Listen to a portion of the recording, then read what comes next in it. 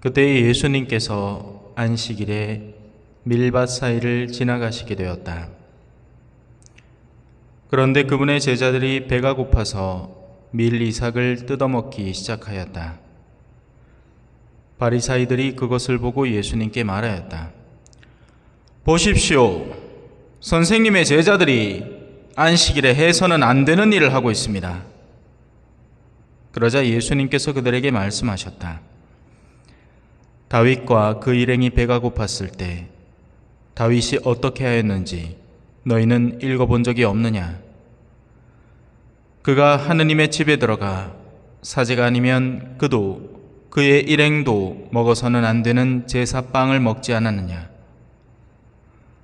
또 안식일에 사제들이 성전에서 안식일을 어겨도 죄가 되지 않는다는 것을 율법에서 읽어본 적이 없느냐?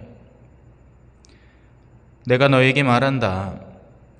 성전보다 더 큰 이가 여기에 있다. 내가 바라는 것은 희생 제물이 아니라 자비다 하신 말씀이 무슨 뜻인지 너희가 알았더라면 죄 없는 이들을 단죄하지는 않았을 것이다. 사실 사람의 아들은 안식일의 주인이다. 주님의 말씀입니다.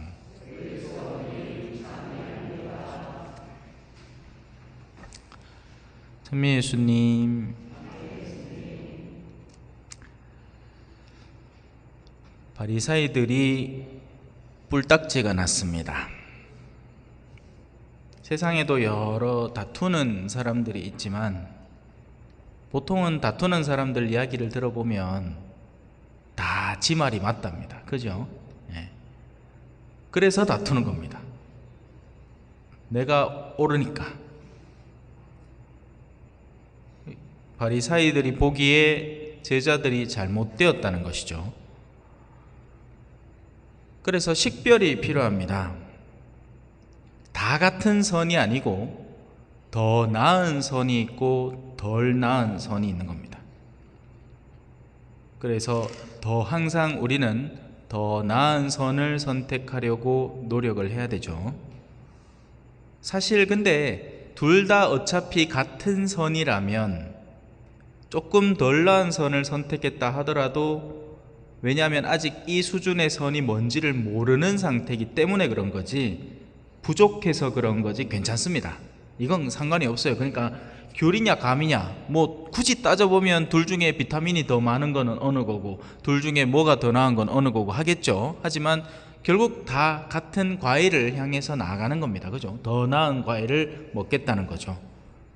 근데 문제는, 여기서 일어나고 있는 문제는 뭐냐면 선의 방향이 뒤틀려 있는 겁니다. 그러니까 예수님이 옳다 하는 것, 그게 당연히 선이겠죠. 우리는 신앙인으로서 예수님이 이제 우리 신앙의 주체시니까, 하느님이시니까 하느님이 옳다 하는 게 당연히 옳은 게 맞다라고 기본을 전제를 깔고 갑니다. 그런데 바리사이들이 지금 옳다고 주장하려는 것은 하느님이 옳다고 가는 방향에서 같은 방향의 어딘가를 가는 게 아니라 완전히 뒤집어진 방향으로 꺾어버린 겁니다. 하지만 그들의 입장에서는 이렇게 보이는 거죠. 자기들이 더 큰 선을 향해서 나아가고 있고 예수님과 소위 말하는 그 일당들이 엉망진창으로 다 망가뜨린다는 겁니다. 그런데 이 관념이 항상 본당에서도 실제로 일어납니다. 어디든지 가면 피라미드를 만들어 놓은 사람들이 있습니다. 항상 보면 더 고결한 자리와 그렇지 못한 자리, 불결한 자리로 딱 나누어 놓습니다. 그래서 더 나은 위치, 더 나은 입지, 뭐 예를 들면 이런 거죠. 주임 신부님을 보좌하는 직속 자리, 그리고 그 밑에 주변인 자리, 그리고 어중이 떠중이들, 뭐 이런 식입니다. 그렇게 만들어 놓은 거예요. 그러니까 삼각형 피라미드 형태로 권력 구조를 단단하게 만들어 놓은 거죠. 그리고는 자기들은 항상 그 윗자리에 어떻게든 가까이 다가가려고. 그래서 신부님, 주임 신부님보다 더 높은 분 누구예요? 주교님이죠. 주교님 오면 이 판 다 깨지는 겁니다. 아니, 깨지는 게 아니죠. 더 탄탄한 주교님 옆에 이 칭분을 나누고 그분과 교류할 수 있는 자리로 그렇게 가고 싶어 하는 겁니다. 그러니까 이게 바리사이들이 지금 갖고 있는 관념의 핵심입니다. 그래서 그들은 뭐가 필요하냐? 희생제물이 필요합니다. 왜? 더 많은 희생제물을 갖다 바칠수록, 그리고 그 희생제물은 그들의 입장에서는 돈을 쓰고 자신의 노력을 갖다 바쳐야 겨우겨우 얻을 수 있는 무언가인 겁니다. 그냥 일반 대학 가는 것보다 서울대 가는 거하고 비슷한 거예요. 그게 교회 안에서도 똑같이 준비되어 있는 겁니다. 그들의 입장에서는 이 피라미드가 전혀 무너지지 않은 겁니다. 항상 높은 자리를 가야 되는 거예요. 근데 예수님이 이렇게 얘기하죠. 너희 상당히 뭔가 잘못 알고 있다. 내가 바라는 것은 희생제물이 아니라 자비다 하신 말씀이 무슨 뜻인지를 알았더라면 죄 없는 이들을 단죄하지는 않았을 것이다. 그러니까 이 관념에서 예수님의 제자들은 지금 어디 있어요? 여기 있는 겁니다. 왜? 율법도 안 지켜, 안식일도 안 지켜, 엉망진창으로 떠주인처럼 떠돌아다니고, 어디 굴러먹다 온 스승인지 모르겠는데, 어느 문화에 누구 선생에게 배운, 마치 우리 대구 교구 같으면 프랑스 파리에서 신학 배워왔는지, 아니면 로마에서 배워왔는지, 아니면 저 비블리 꿈에서 배워왔는지, 어디 타이틀이 있어야 되는데, 이거는 어디 길거리 그냥 걸어다니다가 어디 성교 찌끄레기 하다가 와갖고 사람 가르친다고 개사이끼네 웃기고 가짜게 보이는 거지요. 제 얘기입니다. 얼마나 가짜겠습니까? 그죠? 뭐 타이틀이 있나? 에?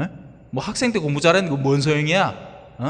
신부되고 난 뒤에 유학을 딱 갔다 와가 교회 법을 딱 배우든지 아니면 전례를 딱 배우든지 뭔가를 하나를 딱 해야 이게 성공가도의 길을 딱 달리는 긴데, 그래야지 그 다음에는 이제 교구 사무처장 뭐 이런 거 하고, 그러고 난 뒤에는 이제 또 권력 구조를 향해서 이제 나가는 겁니다. 주교 후보로도 딱 오르고, 그거 안 되면 이제 하다못해 에이 몬시뇨를라도 더 주이소 하고 이제 몬시뇨로 남든지, 그거 아니면 이제 주교까지 갔다가 잘 가면 추기경까지 갈 수 있는 길인데, 그런 입장에서 보면 이 핫바리들은 아무것도 아닌 거예요. 이거 어디서 굴러먹도 한지도 모르겠는데, 근데 사람들은 이들을 더 사랑해버리는 겁니다. 아닌 게 아니라, 그렇죠, 뭐 언제 주교님 곁에 가보겠어요. 그죠? 예? 주교님하고 같이 밥이나 한 끼 먹어보겠나? 그거 연락하면 나한테는 일도 없는 겁니다. 요 우리 자매님이 이제 세례 준비하고 계신데 주교님 누군지도 모르잖아. 그죠? 예. 하지만 본당 신문은 맨날 보죠. 예? 이런 어중이 떠중이, 그죠? 근데 하느님의 입장에서는 이 구도가 완전히 180도로 뒤집혀 버리는 겁니다. 그러니까 여위에 있는 사람들은 자기들이 고결하고 존엄하고 고상하고 막 하느님하고 가장 친교를 안고 살고 맨날 성당 와서 막 성체조배하는 신용하고 기도할 마음은 일도 없고 죄인 가난한 사람들 돌보거나 복음을 전할 마음은 일도 없으면서 그냥 신앙생활하는 신용으로 가장 삼각형의 꼭대기에 머무르고 있다고 스스로를 세뇌시키고 착각하고 있는데, 예수님이 와서 이걸 확 뒤집어 보는 겁니다. 야, 네가 누군데 내 사랑하는 자녀들을 단죄하느냐? 그래서 이 두 개의 결이 완전히 다르기 때문에, 거룩함을 향해서 나아가는 방향의 구조도가 완전히 다르기 때문에 이들은 이 목소리가 안 들리는 겁니다. 하느님을 찾고 싶으세요? 그러면 거리로 나가셔야 됩니다. 성당에 앉아 기도하기보다 사람들을 찾아서 삶의 현장에서 너는 사람 낚는 어부가 될 것이다 했으니 어부의 기술을 가지고 밖으로 나가서 사람을 낚으면 됩니다. 마치 우리 요셉 형제님 예를 들어 갖고 참외를 파는 게 아니고, 참외를 파는 경험을 통해서 저 사람은 믿는 사람이 참외 팔고 있구나라는 경험을 하게 도와주는 거죠. 막 꼴사 나온 사람은 막 뭐 하고 항의 들어오면 막 그런 거 없어요. 그 돈 그대로 다 내속할 낀데 우리 형제님 그러지도 않아요. 예, 그래요. 그러면 그 박스는 그냥 선물입니다. 이렇게 하고 앉아서 내 옆에서 바닥 있긴 해. 그럼 그런 걸 그냥 거저 한 박스 덜렁 받는 사람들은 어떤 마음이겠어요? 그죠? 내가 바라는 것은 희생 제물이 아닙니다. 하느님이 바라는 건 우리가 미친 듯이 나를 막 학대해가지고 막 해갖고 막 하는 어디로 올라가는 자리가 아니에요. 하느님이 바라는 건 자비입니다. 자비. 애처로워하는 마음. 아이고, 저래 죄 안에서 살면 마음이 얼마나 꼬장꼬장하고 힘들고 아프겠노 하는 그 마음. 얼마 전에도 우리 성당 안 나오는 분 만나가 성당 잘 댕기고 계세요 인사하고 대꾸도 안 하더만. 그렇습니다. 주님이 말씀하신다. 내 양들은 내 목소리를 알아듣는다. 나는 그들을 알고 그들은 나를 따른다. 잠시 묵상하시겠습니다.